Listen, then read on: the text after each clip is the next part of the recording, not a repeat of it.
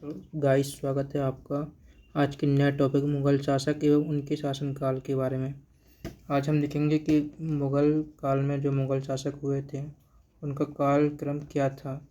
ये हम इसलिए आज सीक्वेंस से देखेंगे क्योंकि ये अधिकतर परीक्षाओं में पूछा जाता है कि किस शासक के बाद कौन सा शासक आया, या फिर उनके मिलान करने के लिए उनकी डेट दी जाती है, ये सन दिया जाएगा और उनका नाम दिया जाएगा।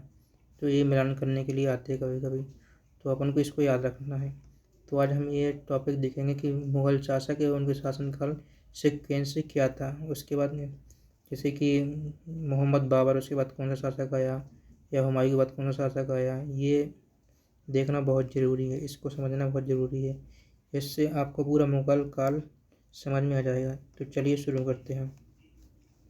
सबसे पहले हम देखेंगे कि जो मुग़ल वंश का संस्थापक था बाबर, तो इसका शासनकाल क्या था। तो चलिए, जहारुद्दीन मोहम्मद बाबर, इसका शासनकाल था 1526 से 1530 तक इसने शासन किया था। ठीक है, उसके बाद देखते हैं नासिरुद्दीन हुमायूं।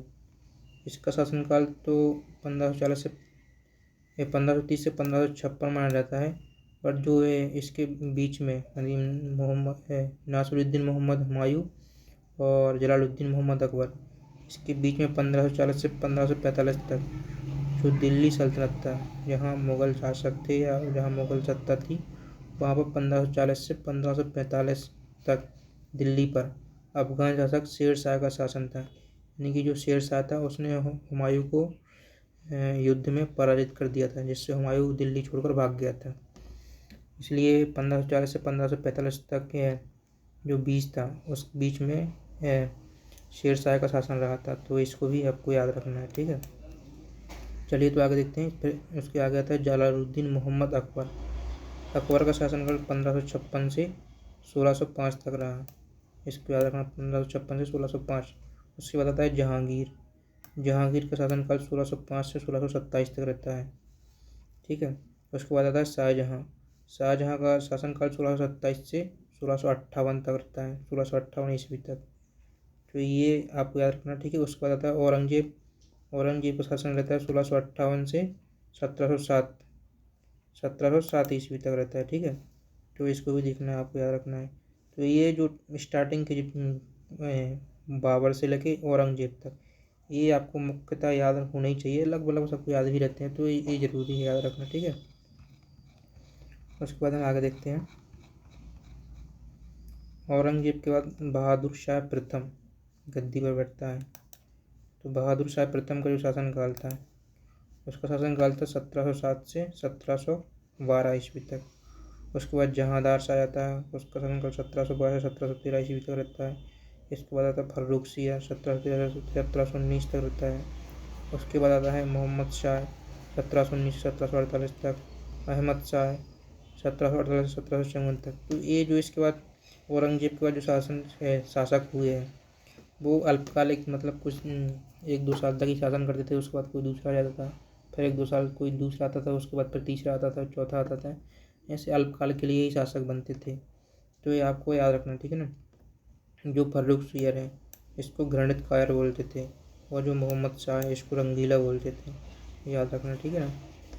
उसके बाद है अहमद शाह, देख लिया आपने, 1748 से 1754 तक। उसके बाद आलमगीर द्वितीय। आलमगीर द्वितीय का शासनकाल था 1754 से 1758 ईस्वी तक, ठीक है। उसके बाद शाह आलम द्वितीय, 1758 से 1806। ये शाह आलम द्वितीय वही है जिसके साथ इलाहाबाद की संधि हुई थी, जो बक्सर का युद्ध हुआ था उस टाइम पे, है ना। शाह आलम द्वितीय और अवध के नवाब शुजाउद्दौला के साथ, ये वही है ना, इसको याद रखना। उसके बाद आता है अकबर द्वितीय, 1806 से 1837 ईस्वी तक। उसके बाद आता है बहादुर शाह द्वितीय। जो बहादुर शाह द्वितीय है, ये अंतिम मुगल शासक था। बहादुर शाह द्वितीय 1837 से 1857 ईस्वी तक इसने शासन किया, ठीक है। उसके बाद आगे देखते हैं। तो ये मुगल काल इतना खत्म हो गया, इतना ही मुगल काल बहादुर शाह द्वितीय तक। उसके बाद हम कुछ और टॉपिक इम्पोर्टेंट पॉइंट देखते हैं, जिसमें मुगल काल में महत्वपूर्ण शासकों के मकबरों को स्थान मतलब किस शासक का मकबरा कहाँ था वो हम देख लेते हैं, जो इम्पोर्टेंट है वही। तो देखते हैं, ये शासक का नाम दिया है, मकबरा दिया है। इसमें पहला दिया शासक का नाम बाबर। तो जो बाबर का जो मकबरा था, ठीक है, एक मिनट देख लेता हूँ। बाबर का जो मकबरा था वो काबुल में था। कहाँ पर? काबुल में। तो इसको याद रखना आपको, है ना, काबुल। एक मिनट, है ना। चलिए, उसके बाद आता है हुमायूं। हुमायूं का मकबरा था वो था दिल्ली में, तो ये याद रखना, दिल्ली।